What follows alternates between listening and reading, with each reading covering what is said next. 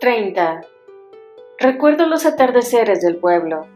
A pesar de nuestra corta edad, ayudábamos a mamá en las faenas de la casa. Todo aquel que se sostuviera sobre 2 piernas era útil para realizar tareas sencillas. Cuando el sol empezaba a dejar paso a la noche, estuviéramos donde estuviésemos, ya fuera manteniendo el hogar encendido para preparar la cena o encerrando las cabras en el establo, no perdíamos detalle de lo que sucedía en el camino que llevaba a la casa. En el momento en que oíamos voces bromeando y comentando la jornada, volábamos hacia la puerta. Las voces pertenecían a un grupo de jornaleros, entre los que se encontraba mi padre. Sin darle opción a esconderse ni a evitarnos, corríamos hacia él y lo abrazábamos para darle la bienvenida. Algunos días nos cogía ambas en brazos. Otros dejaba que rodeáramos sus piernas con nuestros bracitos, mientras se despedía de sus compañeros, y luego caminaba con nosotras pegadas a sus muslos, simulando que pesábamos toneladas. Siempre que paso por un momento difícil, esa imagen vuelve a mi cabeza. 2 semanas después de la boda de Tomás, encontré una carta en el buzón. Don Gonzalo invitaba a cenar a mi hermana a uno de los restaurantes más característicos de Barcelona, Can Culleretes. Nos contaba que permanecería varios días en la ciudad y que si el día citado no podía acudir al encuentro, propusiera otra fecha. Leí la invitación varias veces. No es que hubiera buscado otras opciones, pero la propuesta del empresario madrileño se presentaba como la única oportunidad que yo tenía para construir el teatro. Además, Tomás me había comentado que don Gonzalo le despertaba confianza y que no aceptaba un negocio que no fuera viable. Llevábamos la escena en la sangre. Habíamos aprendido a acordar porcentajes y valorar el precio de un vestido, pero desconocíamos los entresijos de la construcción o la gestión de una sala entera. Por todo eso le pedí a mi hermana que habláramos en la sala. Hacía un par de días que María andaba lívida y tosía con frecuencia. No sabía cómo abordar el tema, así que le pregunté por los vestidos que algunas señoras de bien le habían encargado y me contó que iban sobre ruedas. Estaba afianzando una clientela de mujeres que lucían la ropa que ella confeccionaba con el orgullo del dinero bien gastado. María crecía como modista, aunque se escondía detrás de la compañía para que sus prendas no se asociaran con el nombre de una antigua criada. Entonces le hablé de la nota. Le pregunté si le apetecía cenar con don Gonzalo, que le proponía un encuentro cordial de negocios. Su rostro pasó paulatinamente de la incredulidad al enfado. «Eres increíble», me dijo. «No te estoy pidiendo que vayas, María, solo te pregunto si quieres ir». Sí que me lo estás pidiendo. Tú no te das cuenta, pero pides, siempre pides. Esto, lo otro, lo de más allá. Lo camuflas con un tono amable, pero me hablas como si esta fuera la única posibilidad de construir el teatro. Estoy segura de que hay otros caminos, Francisca. Y otra cosa te diré. ¿Por qué no lo dejas estar? ¿Que ya no tienes suficiente con lo que has conseguido? María se tocó la frente y tosió. Me dio la sensación de que no había pasado buena noche. Solo sé que esto es importante, María. Siento lo mismo que cuando me fui de la casa de los Puig o cuando creé la Green. Tienen que suceder. Es el siguiente paso. Mi instinto nos ha traído hasta aquí. Mira lo que hemos conseguido. ¿Aquí dónde? Por Dios, Francisca. Yo sé dónde estoy, pero tú no. Consigue un aval, ve al banco y endeúdate si así quieres. Pero no lo harás porque tienes miedo de que te digan que no y volver a sentirte otra vez como la niña pobre que llegó a Barcelona. María movía la pierna derecha sin parar. Me enfurecía que me hablara con aquella condescendencia.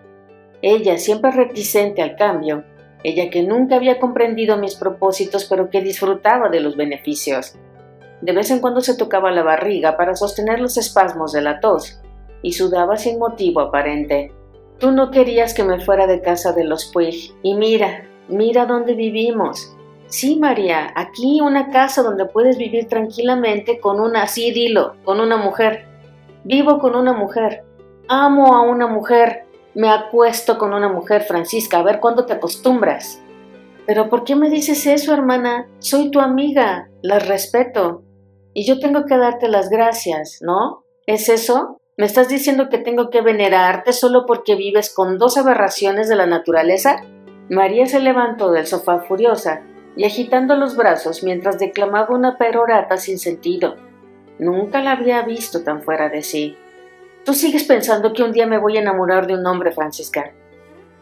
Se detuvo unos segundos porque la tos la estaba asfixiando. Se recompuso y prosiguió, enfatizando su enfado. Lo toleras, pero no lo aceptas. Eres incapaz de mirarnos cuando nos besamos o cuando nos abrazamos. Y sí, quizá este piso, tu carrera, nos ha ayudado. Eso no te lo voy a negar, pero en casa de los Puig nos apañábamos. María se santiguó y eso me enfureció. No pude contenerme. No creo que tu religión se apiade de ustedes. Piensa lo que quieras, pero no entiendo qué tiene que ver con el teatro y con el señor Gonzalo. Los ojos de María permanecieron unos segundos en blanco, mientras cubría su frente con la mano derecha en señal de impotencia y cansancio. Yo no entendía cuál era mi ofensa, y deseaba que la conversación finalizara. Nuestros gritos llamaron la atención de Mercé, que entró en la sala. Nos observó sin decir nada, intentando discernir el motivo de nuestra riña. Tiene mucho que ver, Francisca. Si estuviera casada con un hombre no me lo pedirías. Su razón enfureció la mía. Que pusiera en duda mi amor por ella y mi aceptación de su relación con Mercé me sacaba de mis casillas. Iba a responderle, casi insultarla, pero tuvo otro ataque de tos y me frené. Esa pausa le dio fuerzas a Mercé para intervenir. Les recomiendo que dejen de hablar por ahora. Esta conversación solamente les va a hacer daño. Cuando conseguí calmarme, dije, te lo repito, María, piensa lo que quieras. ¿Sigues sin entender nada, no, Francisca? Siempre eres la víctima y cargas con un montón de culpa sin que nadie te lo haya pedido. Te obsesionaste conmigo, con lo que pasó después de lo de Joseph. María miró a Mercé preocupada y rompió a llorar. Luego clavó sus ojos en los míos, mezclando odio y tristeza, comunicándome que había cruzado una línea, que llevábamos años retrasando una conversación vital para nuestra relación. Quizá por su falta de coraje para verbalizar lo sucedido, quizá por mi falta de tacto, pero lo omitido afloraba en cada una de las devanencias que habían ido surgiendo entre nosotras a lo largo del tiempo. Entonces María salió corriendo de la sala y se dirigió a su habitación. «¿Después de que Joseph qué?», me gritó Mercé. «¿Después de qué, Francisca?». Mercé fue tras ella y yo permanecí inmóvil, sin voluntad de continuar la conversación. ¿Debía de pedir perdón? Me refugié en mi cuarto. Me senté en el balancín y cogí un libro para olvidarme de lo sucedido. Pero no me concentraba. Me mecía a una velocidad trepidante, como si la oscilación pudiera calmar mi furia, mi turbación, la sensación de que me habían escupido varias verdades que no encajaba, porque de hacerlo se rompería un pedacito de mí. Apenas pegué ojo aquella noche y no me atreví a salir de mi habitación. ¿Y si no conseguíamos construir el teatro? ¿Y si mi hermana se iba de la casa y me dejaba sola? El sol me trajo las fuerzas suficientes para volver a hablar con ella, pedirle perdón y tratar de comprender sus razones. Iba a acercarme a su habitación cuando llamaron a la puerta de mi dormitorio. Di permiso a Mercé y entró como un tiro. «Francisca, es María. Está enferma, tiene mucha fiebre». «Yo espero que no sea...». «Mercé, ¿has dormido con ella?». Me contestó que sí. «Cámbiate inmediatamente de ropa y de habitación y si puedes date un baño. Voy corriendo por el médico».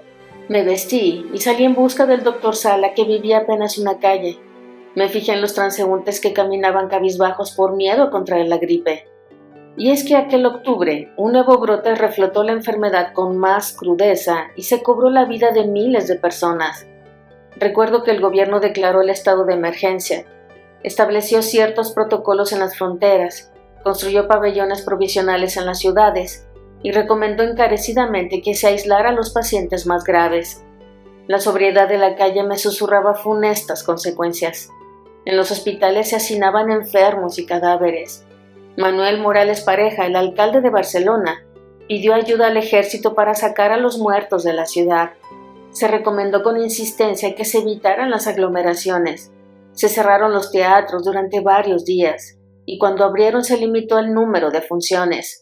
No se permitían funerales más largos de 10 minutos, ni que se reunieran varias personas en las tiendas.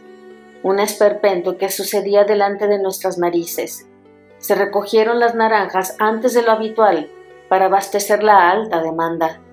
Los diarios españoles, al contrario que los extranjeros, aún en guerra, hablaban de la severidad de la enfermedad, pero a París y a Londres no les interesaba desmoralizar a una población que estaba a punto de salir de un conflicto de 4 años. Llegué a la consulta del doctor y estaba abarrotada. Hablé con Natividad, la secretaria, y no me pudo confirmar el tiempo de espera. ¿1 hora?, le pregunté. Quizá 3, Francisca. Mira cómo estamos con la sala de espera. No cabe ni un alfiler. De acuerdo. Entonces dime qué medicamento puedo ir a comprar mientras tanto. Compra aspirinas, mejor que sean Bayer, suero antidiftérico y algún opiáceo, y mascarillas de tela para ti. Ah, y si no tienes estufa, compra una, o traslada a tu hermana a la habitación más cálida de la casa. Estufa sí tenía, también mascarillas. Salí corriendo como si así María tuviera más opciones de curarse, y compré los medicamentos. Al cabo de las 3 horas volví otra vez a la consulta y aún tuve que esperar 2 horas más. Finalmente el doctor Sala me acompañó a casa. Al llegar enfilamos al pasillo y cuando abrí la puerta de su habitación, vi que mi hermana tenía los ojos abiertos. Respiré tranquila.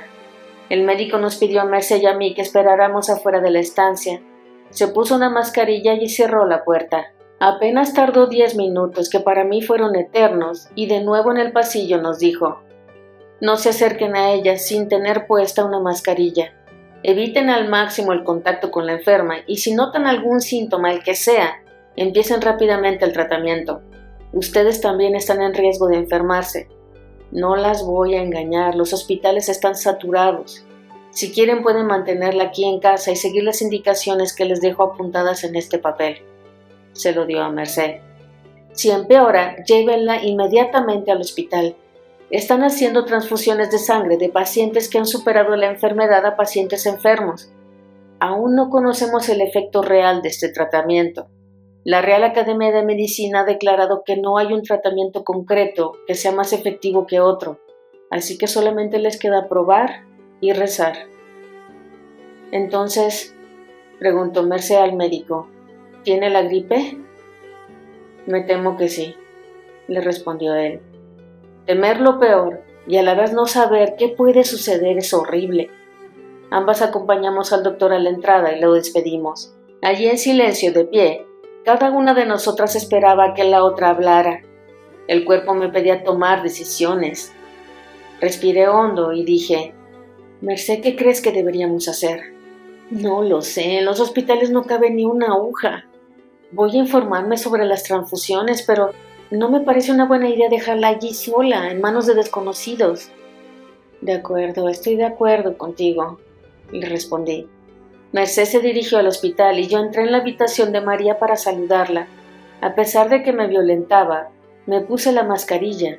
El médico había sido muy claro en ese aspecto. Ella dormía, pero no lo hacía plácidamente. Sepultada bajo varias mantas, sudaba y movía la cabeza inquieta. Encendí la estufa. No podía hablar con ella, sin embargo necesitaba expresarle mi arrepentimiento. No lo hice porque me parecía que sería algo así como una despedida.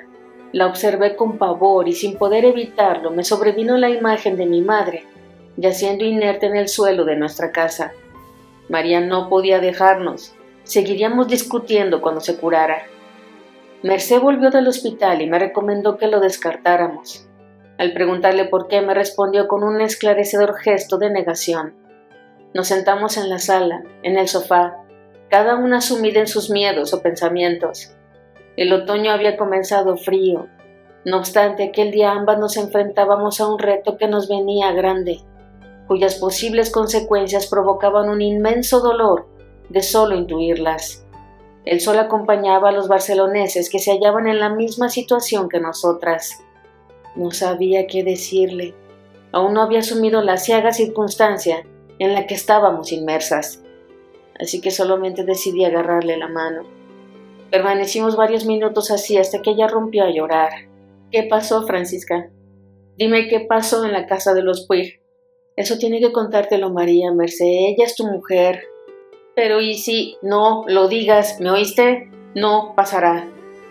2 días y 2 noches más se esfumaron entre la preocupación y los cuidados, pero la fiebre de María no remitía. Merced y yo actuamos como 2 enfermeras profesionales. Nos quedábamos el mínimo tiempo posible en la habitación, lo justo para darle de comer, que se tomara las medicinas y velar por su estado. Probamos todas las recomendaciones que nos indicó el doctor y los consejos de las vecinas. Por ejemplo, compramos el purgante digestivo Bezoy para eliminar el virus del estómago. Desinfectamos la casa entera con eucaliptol, té de trébol. No mejoraba, pero tampoco empeoraba, así que no sabíamos muy bien a qué atenernos. Pasear por Barcelona era nocivo para el optimismo. Carros fúnebres con ataúdes circulaban en dirección a los cementerios. Más de un conocido se había contagiado o había muerto.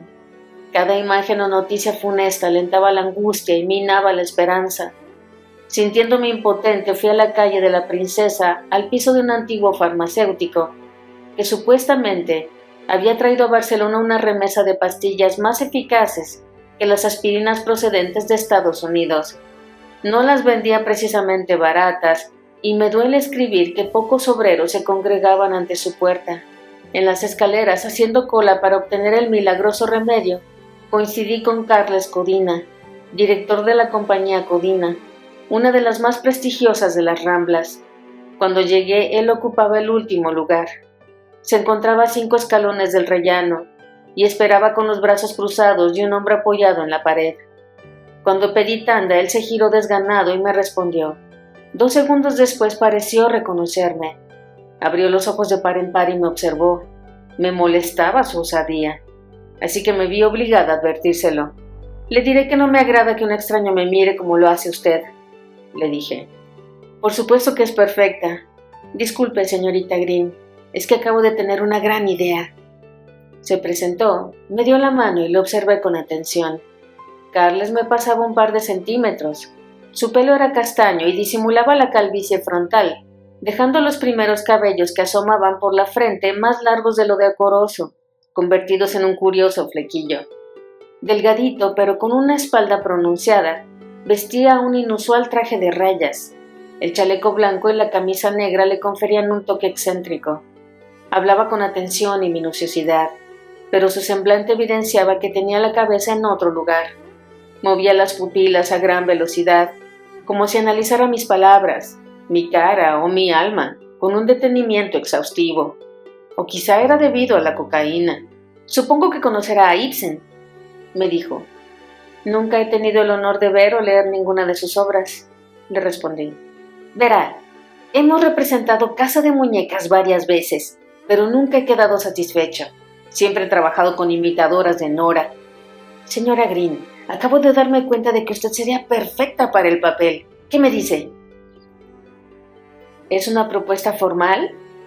Porque yo tengo mi compañía y serían solamente 2 funciones. No me puede decir que no. Y no sería justo que usted la interprete en el paralelo con su compañía. La idea es mía. Respétela y acéptela, por favor. Su capacidad de persuasión se construía sobre el nerviosismo, la contundencia y también la pasión. Sin conocer la trama de la obra ni al autor, el instinto me susurró que aceptara. Iba a pedir que me enviara el libreto, pero Carles se adelantó. «Apunte aquí sus señas», dijo sacando una pequeña libreta y un lápiz del bolsillo interior de su chaqueta. «Esta tarde le mandarán el libreto. Léalo y dígame que sí. Por cierto, la obra se representará en el poliorama». Qué tedio me produce a veces la ironía. Al fin llegó su turno y luego el mío. Salí del edificio apresurada, deseando que las dichosas pastillas surtieran efecto. Aquella misma tarde llegó el libreto y lo dejé en mi habitación encima de la cama. Contemplé la cubierta e incluso antes de leerla supe que me atraparía. Por la noche, impaciente, abrí la primera página y me sumergí en el universo de Nora, sus contradicciones y su despertar. A la mañana siguiente llamé a Carles para decirle que aceptaba su propuesta, y él me comunicó que comenzaríamos los ensayos en 1 semana. Me sentí optimista. Mi hermana se curaría e iba a ser testimonio de otra conquista, mi primera obra en las Ramblas, y esta vez Nada ni nadie me la iba a arrebatar. A la mañana del tercer día, estaba yo hirviendo algunas verduras, ya que María solo podía ingerir caldos y vegetales muy pasados de cocción, cuando Mercé vino a buscarme a la cocina. Mi hermana quería hablar conmigo, así que me quité el delantal, atravesé la sala, me puse la mascarilla, llamé a la puerta de su habitación y cuando ella me dio paso entré. Estaba cubierta por una montaña de mantas, pálida, con unas ojeras muy pronunciadas y tosía con frecuencia. «No te me acerques, mejor que hablemos a la distancia», me dijo. «María, lo siento», le dije. «Tenías razón, soy terca como una mula. Quizá no te he respetado lo suficiente, pero te quiero y quiero a Mercé, y me encanta que se amen, de verdad.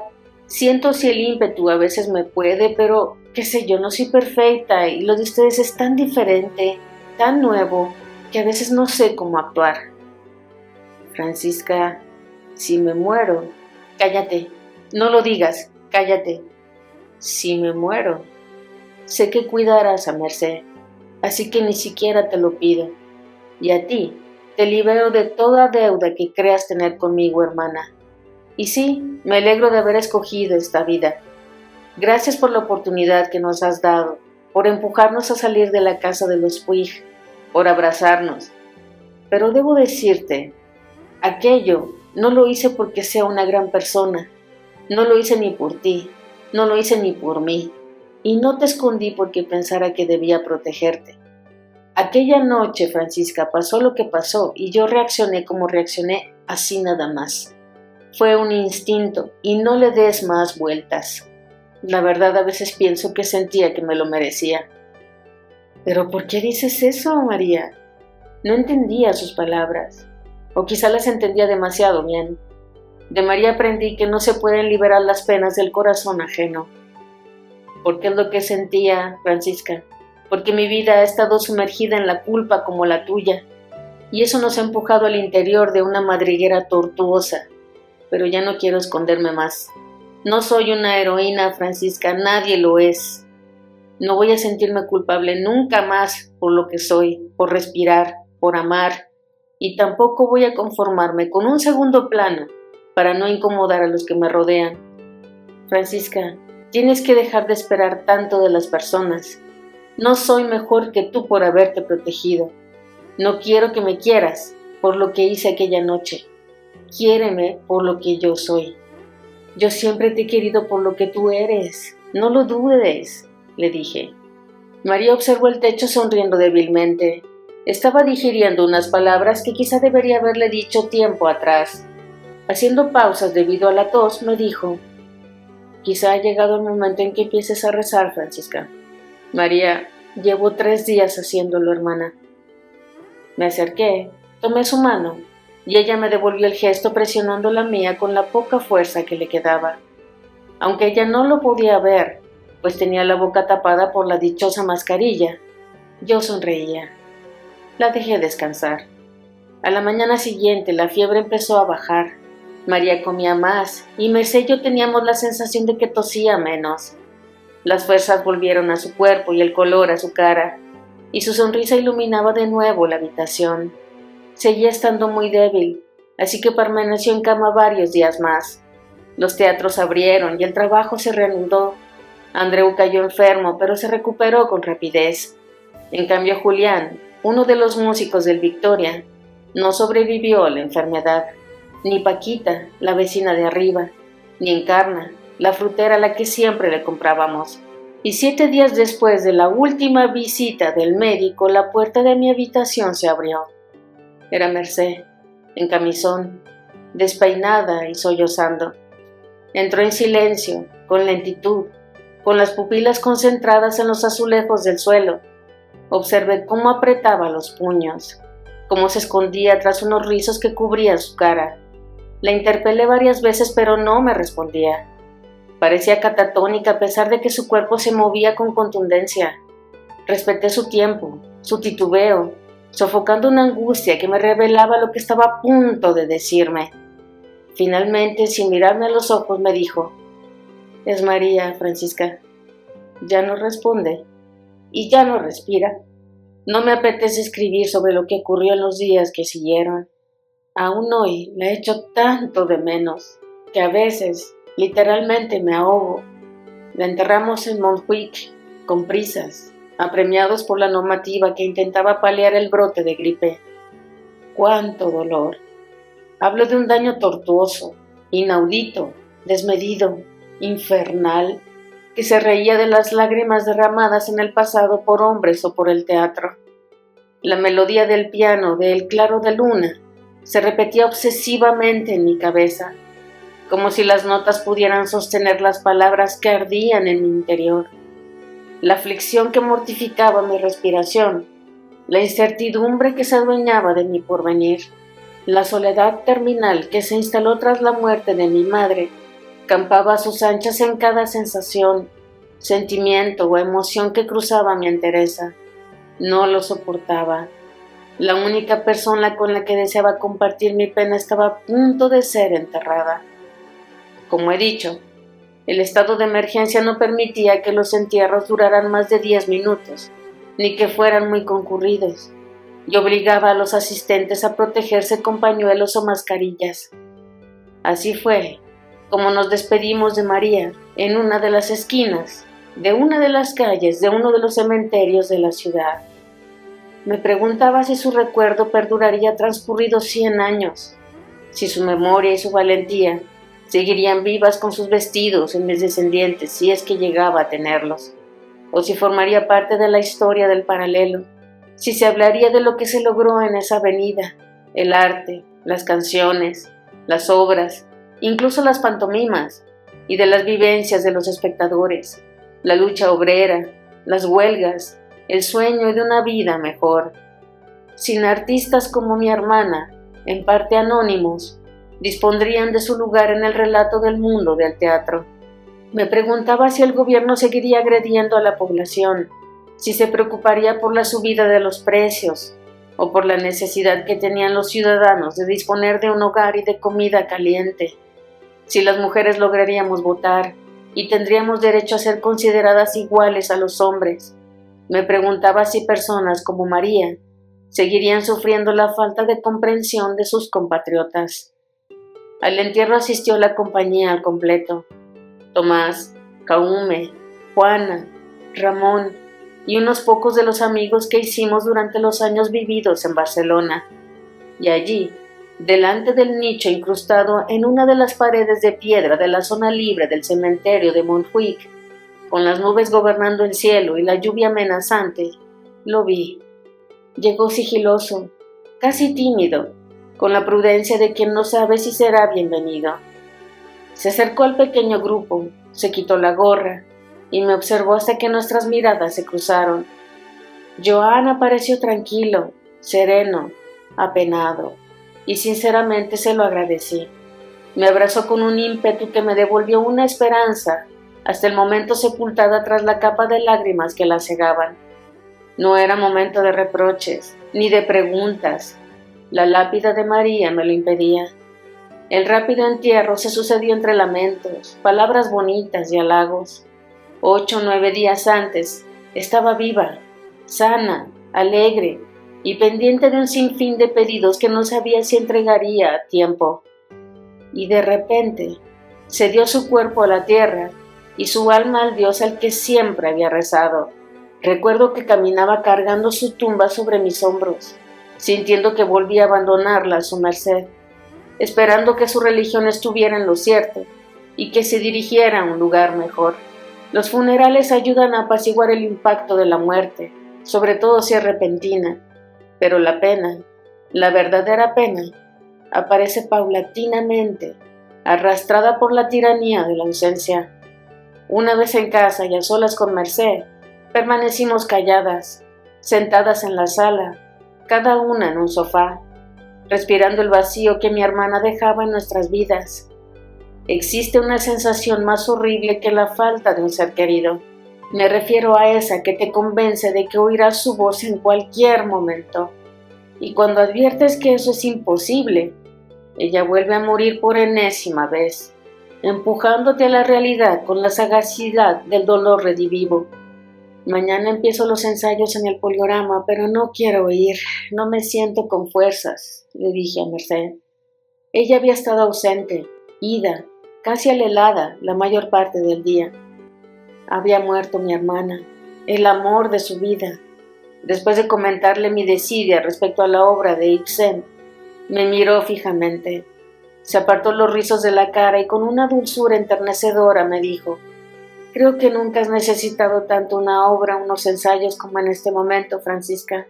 Si dices que no, luego te arrepentirás.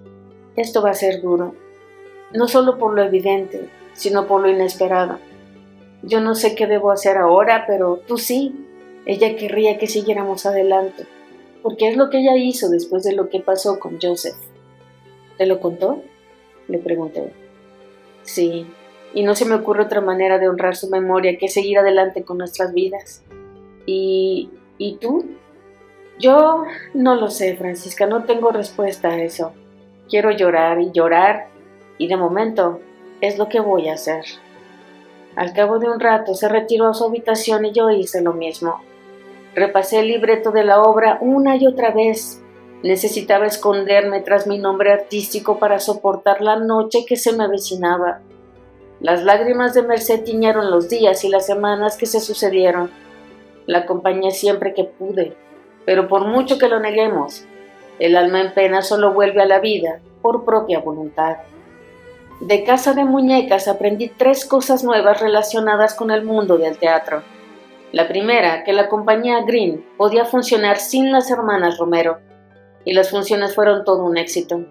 Las noches que dediqué a la obra de Ibsen me sustituyó la actriz Julieta Andana en mi compañía. La segunda, el método de dirección de Carles. Odina había coincidido en un burdel de Barcelona con un actor ruso, discípulo de un tal Stanislavski, quien le enseñó algunos de los preceptos de maestro ruso. Y la tercera, que es posible colaborar sobre el escenario con tu peor enemigo. Y es que Ana formaba parte del elenco. Los ensayos consistían en improvisaciones a través de las que experimentábamos las mismas emociones que los personajes que interpretábamos. Tenía que establecer lazos entre mis vivencias pasadas y lo que Nora sentía, y expresarlo sobre el escenario. Sinceramente hubo un antes y un después de trabajar con Carles. Construí la versión de Nora a partir de mis gracias y mis desgracias. No obstante, yo tenía las emociones a flor de piel y me costaba horrores construir la alegría y la frugalidad que la protagonista prodiga en la primera parte de la obra. Después del estreno, entregué al público, función tras función, algunas de las pesadillas y las ensoñaciones que me perseguían, y en silencio le pedía que no me las devolviera. Como he comentado, la ausencia de mi hermano no fue el único gran escollo ante mi ansiado debut en las Ramblas. Ana, la traidora, interpretaba a Cristina, la amiga de la infancia de Nora. Cuando Carles me lo dijo, me negué en rotundo. Pero él sabía que seríamos una de las parejas más explosivas que pisarían el escenario del Poliorama. Nos encontramos en el primer ensayo y Ana me recibió con indiferencia. Me saludó con desgana y acto seguido dirigió su melena perfectamente peinada hacia Carles para hablarle de cómo había preparado el personaje. Después, cuando notó que el director daba por cerrada la conversación, se sentó lo más lejos posible de mí. Aquello me pareció una chiquillada, pero a la vez me ayudó. El odio que sentí hacia ella me apartaba de la tristeza. Sí, el elenco al completo reunido y las 2 protagonistas apenas se dirigían la palabra. Si bien es cierto que fuera del escenario nos detestábamos, sobre el entarimado manteníamos la química de los buenos tiempos. Comprendía mi aversión hacia su persona, pero no entendía su rencor. Le molestaba que una vez más fuera yo la protagonista. Ambas intentábamos quedar por encima de la otra, yo con la contención y la sutileza, y ella con la exageración. Y Carles parecía más que satisfecho del resultado. Así que me volqué en la obra, en mis compromisos con la Green, en despertarme un día más y mantener la serenidad. Por primera vez, en un estreno, María no estaría a mi lado. Una hora antes de salir a escena me encontraba en el camerino con el maquillaje, el tocado, los sofás más cómodos en los que me había sentado, las flores de los admiradores que me auguraban el éxito. una extraña cortina roja que resguardaba la puerta de acceso y una modista ajustándome la falda. Allí, perfectamente vestida para la actuación, me sentía desnuda sin mi hermana. Las actrices, sin darnos cuenta, nos convertimos en las muñecas de una avenida, de una ciudad o de una cultura en función del éxito de nuestra carrera, y cual juguetes en manos de una sociedad caprichosa, debemos aceptar sin rechistar sus regalos y sus condiciones, mostrando siempre una gran sonrisa. Pero en aquel momento, con el triunfo y la pena estremezclándose sin orden ni concierto, decidí que no iba a seguir más reglas que las que yo me impusiera. Ana y yo nos ignoramos durante la previa, y ya entre bambalinas no nos dirigimos ni una palabra. Se abrió el telón, y Nora, la alocada Nora, la que acaba convirtiéndose en feminista sin saberlo, salió a escena para contar su historia. La obra avanzó exquisitamente, hasta que Ana empezó a darme mal el pie. No fue un error, lo hacía adrede para desconcentrarme. Sucedió en medio de una escena clave en la que Nora confiesa a Cristina que pidió dinero a Krogstad para pagar el tratamiento de su marido. Lo había estado experimentando en los ensayos. Comprendió que eso me desorientaba y lo usó para atacarme durante el estreno. No me podía creer que intentara boicotearme ante el público. Lo hizo 7 u 8 veces, hasta que, llevada por un arrebato de furia, me acerqué a ella e integré a la escena una de las bofetadas más fuertes que he dado en toda mi vida. Ni encajaba ni tenía mucho sentido, pero se la di, y me respondió con desconcierto y una mirada glacial. Aquello surtió su efecto, ya que a partir de ese momento se comportó y ejecutó su papel escondida tras su melena. Al terminar la función y repasar el resultado con el director, Carles me comentó que le había encantado la bofetada, ya que otorgaba a la escena un tono jamás visto, y me propuso que se la propinara en todas las funciones. Así que mientras la obra estuvo en cartel, se la di tan fuerte como pude. En ocasiones, cuando Ana veía que se acercaba el momento, se desplazaba hacia el lado contrario del escenario, pero yo alargaba un silencio, me acercaba a ella, la bofeteaba y la función continuaba como si la cosa. Ella sabía que si se movía, el público dudaría de sus dotes como actriz, así que aguantaba el bofetón estoicamente. Otras veces me acercaba a ella y no se lo daba, lo que la desconcertaba aún más. No estoy orgullosa de mi proceder, pero todavía sonrío cuando me acuerdo. Fue una chiquillada, lo sé. Era una de las primeras obras en las que se defendía la fuerza y la autonomía de una mujer, y las dos protagonistas eran incapaces de tener un mínimo de solidaridad entre ellas. Pero ¿qué más daba? Amaba aquel texto. Decía algo así: ya no creo en eso. Ante todo soy un ser humano igual que tú, o al menos debo intentar serlo.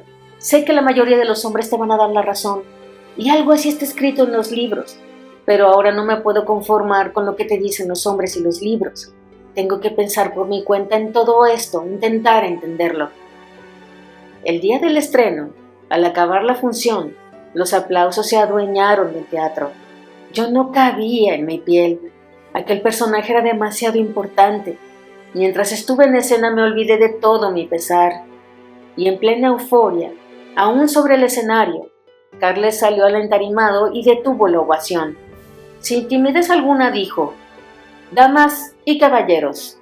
Interrumpo el jovial momento para darles la noticia que todos hemos estado esperando.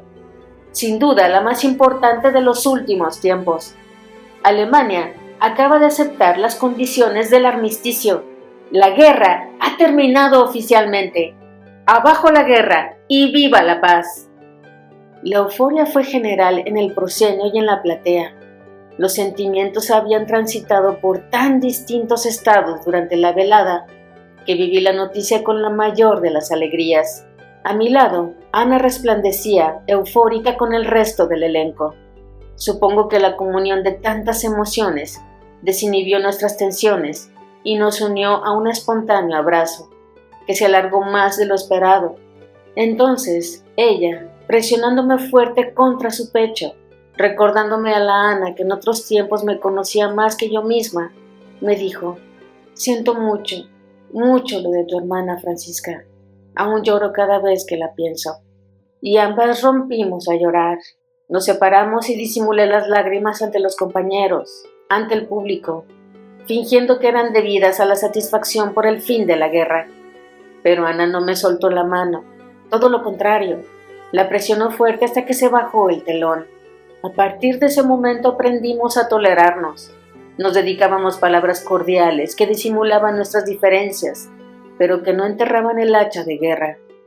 Y es que ese no fue el único espectáculo en el que coincidimos. 2 o 3 años después, cuando convencí a Carles para que preparáramos Macbeth, él insistió en volver a contar con las mismas protagonistas. La noche del estreno, en otoño de 1921, llovió en abundancia y se inundaron 2 camerinos, así que ella y yo tuvimos que compartir uno, sentadas una al lado de la otra, tan lejos como el tocador nos permitía. Evitábamos cualquier acercamiento o iniciar una conversación, hasta que un día tuve que preguntárselo. No entiendo por qué me odias tanto. Soy yo quien debería estar enfadada contigo. Si en Casa de Muñecas me hubieras tratado de otra manera, quizá mientras hablaba dejé de peinarme. La miraba fijamente a través del espejo. Ella, que estaba pintándose los labios, se detuvo y me respondió. La verdad no lo sé, Francisca. Si te soy sincera, es un sentimiento superior a mí. No fue siempre así. Te admiré durante mucho tiempo, hasta que entendí que para Francisca solo existían su hermana y su éxito. Sabes, te perdoné que usurparas mi debut en el pabellón Soriano, pero parece que a ti el perdón no es un camino de doble dirección. Lo que más me molesta, Ana, es que tú me traicionaste a conciencia y me robaste la obra del poliorama. En cambio fue Jaume quien movió los hilos para que yo debutara en tu lugar. Lo hizo sin consultármelo y sí, podría haber rechazado al enterarme, pero terminé cantando aquel cuplé arrastrada por las consecuencias. Además era muy joven, por eso no creo que sea comparable. Y después de mi traición, cuando tuve la oportunidad, te ayudé en todo lo que pude. Y tú no has hecho nada para que nos reconciliemos. ¿Tanto te molestaba ser una segunda actriz? Francisca, yo soy como tú. Llegué a Barcelona para prosperar y acabé en los escenarios. Sufrí mucho para conseguirlo, incluso tuve que traicionar a alguien. Emití un leve suspiro de indignación que ella ignoró por completo. Para que se hablara de mí, Francisca, inventé bulos sobre mi infancia. He actuado para ricos empresarios y para duquesas, pero aún así no consigo brillar como tú. Los diarios me dedican menos ovaciones, si te fijas. Carles habla de mí con menos admiración y no entiendo el porqué. Con el tiempo me enteré de que ella estaba enamorada de él y que eso agravaba su actitud. Quizá, Ana, si concentraras esa necesidad de atención en entregar tu alma a las actuaciones, serías imparable. ¿Lo ves? Se giró de nuevo hacia el espejo y siguió pintándose los labios. Por eso te odio.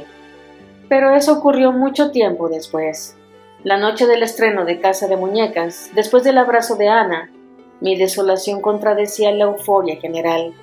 El frío se estaba mudando a la ciudad, así que me marché del teatro cubierta por un abrigo de pieles recién estrenado y una bufanda que podría cobijar 3 cuellos. La gripe seguía causando estragos y toda precaución era insuficiente. La compañía celebró el éxito en un restaurante cercano, pero yo no tenía cuerpo para la euforia y la algarabía. Volví a casa caminando, esforzándome por no sollozar en público.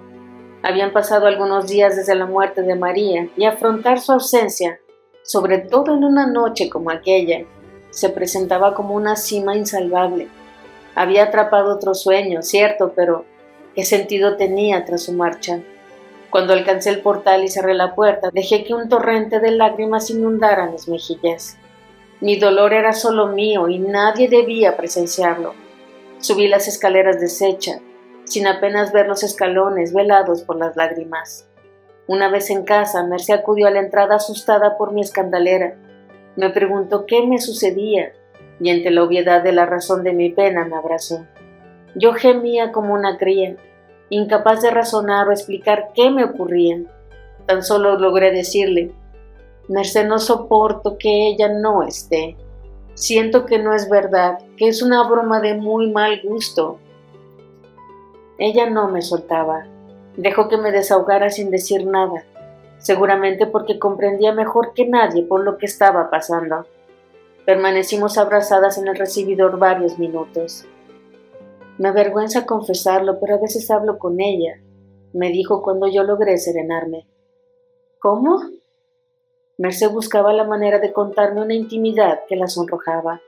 No es una ligereza admitir que cuando nadie nos ve, la locura y la normalidad pueden converger en una misma cosa. Que a veces hablo con ella, quiero decir, me imagino que está en la habitación conmigo y hablo con ella, le cuento cosas y ella me responde, me aconseja o simplemente me escucha. Quizá yo estoy loca, pero eso me ayuda mucho. Me fijé en ella, parecía agotada, la agarré por la cintura y la acompañé a la sala. Mañana vamos al cementerio, le dije, hablaremos con ella. Has estado espléndida hoy, Francisca. No sé cómo decírtelo, pero me da la sensación de que después de tu actuación de hoy por fin he llegado a conocerte un poco. A la mañana siguiente ambas nos vestimos de negro y salimos a la calle. El Teatre Català definió el estreno de Casa de Muñecas como una inyección de talento y emoción. Otros diarios y semanarios alabaron mi actuación, la de Ana, la dirección, la propuesta general. Mientras tanto, el otoño no daba tregua al frío y a la humedad. El cementerio no tenía fácil acceso y el coche de punto, conducido por un chico jovencísimo, se perdió. Eso ensombreció un poco la visita. Una vez en la entrada caminamos entre las olas de nichos y tumbas que se agrupaban en la falda de la montaña. Cuando encontramos la suya, el corazón me dio un vuelco. Permanecimos unos minutos de pie, calladas. Entonces Merced me agarró la mano como hacía mi hermana, y yo le dije, «Lo sabes, ¿no?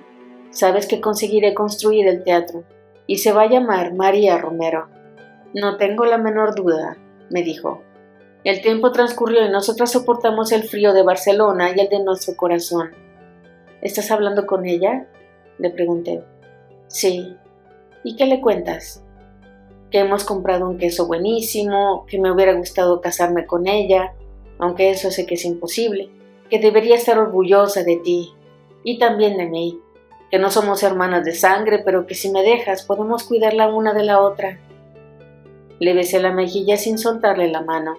Luego volví a concentrarme en nuestra pequeña ficción, el teatrillo que debía aliviar el dolor. «Dile que la quiero. Esa es la única certeza que tu hermana ha tenido en esta vida, Francisca. No necesito decirle eso». Saqué una pequeña libreta que llevaba en mi bolso y me senté en un banco cercano, respetando la intimidad de la conversación imaginaria que Merced mantenía con María. Y allí escribí, «Germana».